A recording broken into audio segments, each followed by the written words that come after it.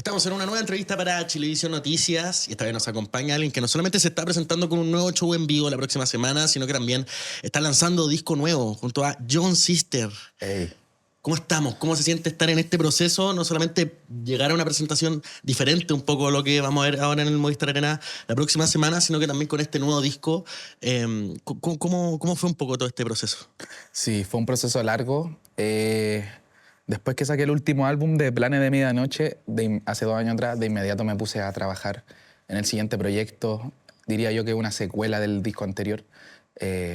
Seguimos hablando de la noche, seguimos hablando de la ciudad, de lo que puede pasar y de lo que no puede pasar también.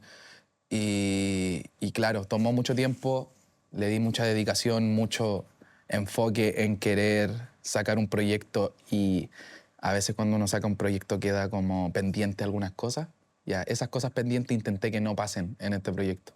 Así que puedo decir que me siento completamente feliz de sacar este proyecto y no siento que falte algo, como que quedé feliz con el resultado.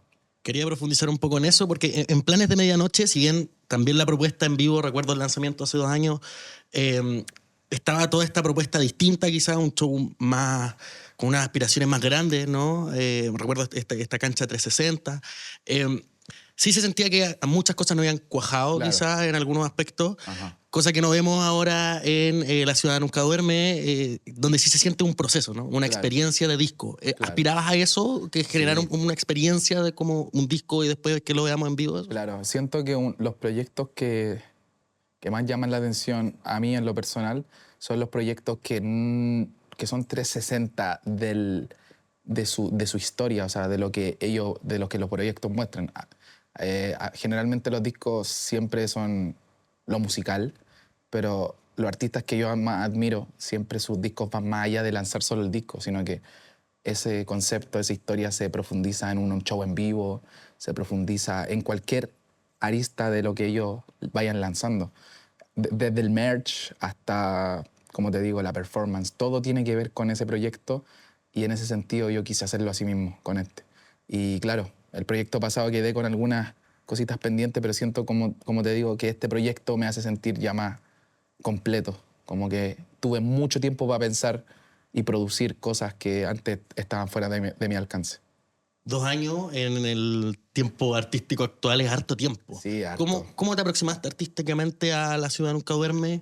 Entendiendo esta lógica 360, ¿no? Y creo que el disco también tiene varias referencias desde lo estético hasta lo artístico a varios artistas, desde Justin Bieber hasta The Weeknd, Sí, todo este proceso, digamos, un poco de lo redentiva y al mismo tiempo destructiva que puede ser la noche. Claro. ¿Cómo llegaste a este concepto como tal? Sí.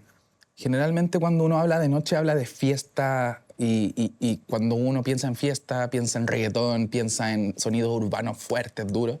Yo quizás lo quise llevar un poco más al estilo que me siento muy cómodo, que es como el R&B o el trap más suave. Creo yo que claro, la noche puede ser muy divertida, pero también puede ser muy destructiva. Y desde la mitad del álbum hacia adelante creo que el mood empieza a cambiar. Desde el interludio hacia abajo, el mood cambia y en ese momento de la noche tomé una mala decisión que me llevó a perder muchas cosas. Y finalmente querer desprenderme de esta ciudad y irme básicamente de esta ciudad. Y la última canción del álbum creo que define muy bien eso de soltar y dejar las cosas que ya pasaron atrás. Esta narrativa también se hace más interesante y más 360 cuando vemos tu historia en Instagram, ¿no? Todo este proceso Sí. de lanzamiento. ¿Cómo fue también ver el recibimiento de la gente de esta experiencia? Porque creo que además está la ansiedad, Ajá. que también es, creo yo, una esencia o una columna vertebral dentro del álbum, de no solamente qué es lo que va a pasar con el disco, sino cómo la gente va a entender este concepto. Claro. ¿Cómo fue ese recibimiento? Sí, si te refieres a la historia que salgo sangrando, esa, que la subí en la madrugada, bueno, en verdad es algo que se pensó de una semana antes, 2 semanas antes, decía, cómo puedo mostrarle a la gente algo que sea impactante y que tenga que ver con el álbum? Porque, claro, podría haber subido una foto sangrando en la noche, un video, pero si es algo que no tuviera sentido, creo que ahí podríamos decir como, ¿qué está haciendo? Pero claro, ahora que salió el álbum, salieron los videos, creo que la gente lo entiende un poco más y dice, ok, no lo subió por tonto y por llamar la atención, sino que, bueno, en parte sí, necesitábamos llamar la atención y que sea choqueante y morboso a la vez. Y creo que la gente lo recibió para bien, otros para mal, pero creo que eso es lo importante, como que se hable de algo y esté ahí en la mesa, que viene un nuevo álbum y salió y la gente ya le hace un poco más de sentido viendo los videos. Hablemos de tu show del 22. Ajá. Con todo esto que hemos hablado, con toda esta lógica 360, con toda esta profundización desde las redes sociales hasta el merch, pasando por el disco, que es lo más importante Claro. dentro de todo. ¿Qué podemos esperar de este show? Ya habiendo visto quizás presentaciones en vivo tuyas que hablan de un artista de un calibre distinto, un calibre diferente, que uno no se va a encontrar necesariamente con un concierto, pero sí con una experiencia, ¿no? Sí, a full.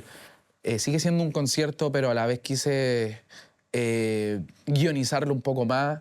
Como te digo, la cancha del Movistar es todo mi escenario. Es una ciudad que construimos hace un tiempo y la vamos a montar ahí. Van a haber actores, van a pasar situaciones, conflictos. Obviamente va a haber fiesta también. La gente va a disfrutar de las canciones más antiguas, pero también las del álbum nuevo. Y claro, es un guión.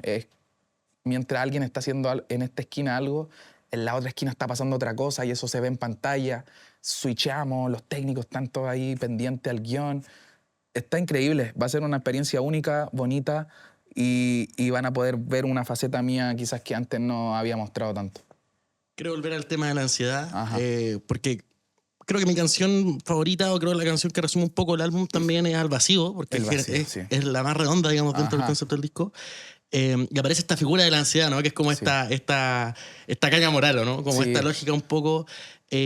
¿Cómo es trabajar en la música y cómo es trabajar esa ansiedad también? Desde lo artístico y desde lo personal, ¿no? Porque si bien aquí hay un personaje, digamos, que se desarrolla dentro del disco, obviamente siempre aparecen elementos personales o no, pero la ansiedad, creo yo, es un elemento del que se habla a veces muy superficialmente en la música y creo que tu disco lo logra abordar de una muy buena manera en distintas etapas de ese estado de ánimo. Claro. Sí, El Vacío diría yo que es la canción que más puede resumir el estado de este personaje dentro de esta historia. Si bien la noche, como tú dijiste, me quedó grabado, como que uno se puede divertir mucho, pero a la vez puede ser muy destructivo. Creo que El Vacío lo resume muy bien. Uno busca salidas, busca salir de vacíos emocionales en la fiesta, en la noche, en excesos, en sustancias.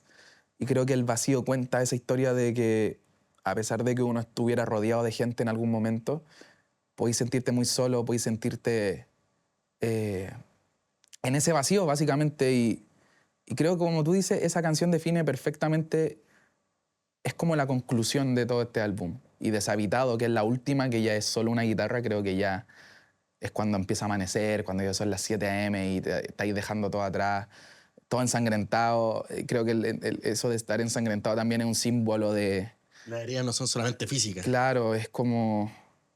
Te dio duro la noche, te dio duro los excesos, te dio duro la soledad, el vacío, y creo que por ahí se puede representar de una forma más, ¿cómo decirlo?, más impactante quizás, pero finalmente representa también esas cosas. Estamos en el verano, hablamos de show en vivo, hablamos de nuevo disco y hace 2 años estaba en una circunstancia parecida, se venía el Festival de Viña, un show creo yo consolidatorio.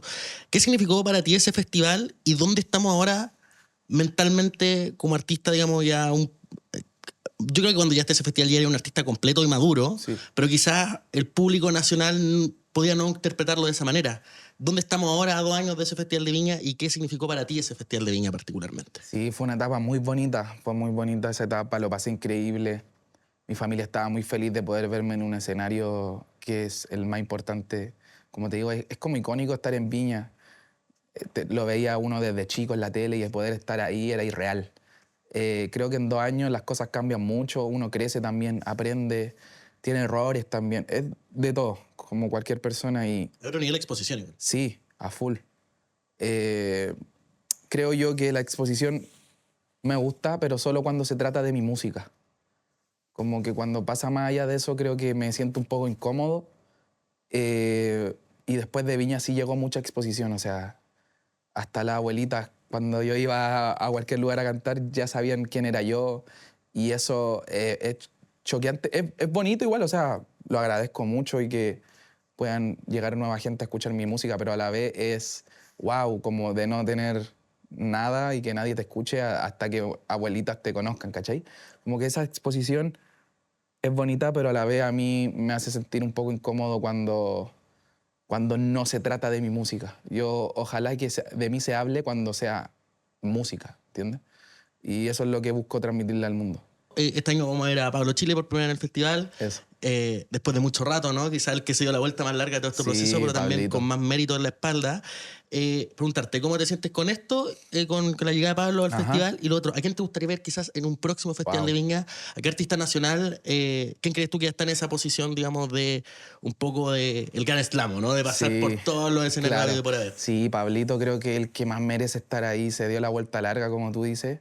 Claro, de pronto se hacía un poco difícil la llegada de Pablo al festival por ser un tema de que Pablo cuenta tal cual como son las cosas, o sea, no hay filtro de repente en lo que él dice, en lo que él expone, y yo siento que eso es puro de él y está bien. En la escena tiene que haber ese artista en el que sea, que sea crudo y tal cual como lo dice. Pero me encanta, estoy muy orgulloso de Pablo, yo sé toda la vuelta que ha tenido que dar, los problemas, enfrentarse a tanta exposición, a todas las cosas que pasan, y estoy muy feliz de él. Y para una próxima edición de Viña, no sé, como que pensaba en mis colegas como el Easy, la Acri, pero la verdad no sé si ellos estarán dispuestos a estar en Viña, no sé, nunca lo hemos hablado. A mí me encantan los chiquillos. Creo sí, como que por formato, creo que Princesa Alba sería una buena opción. Tiene un show bonito, harto performance, harto dancers, y creo que por ahí creo que Princesa Alba puede encajar bien en un festival.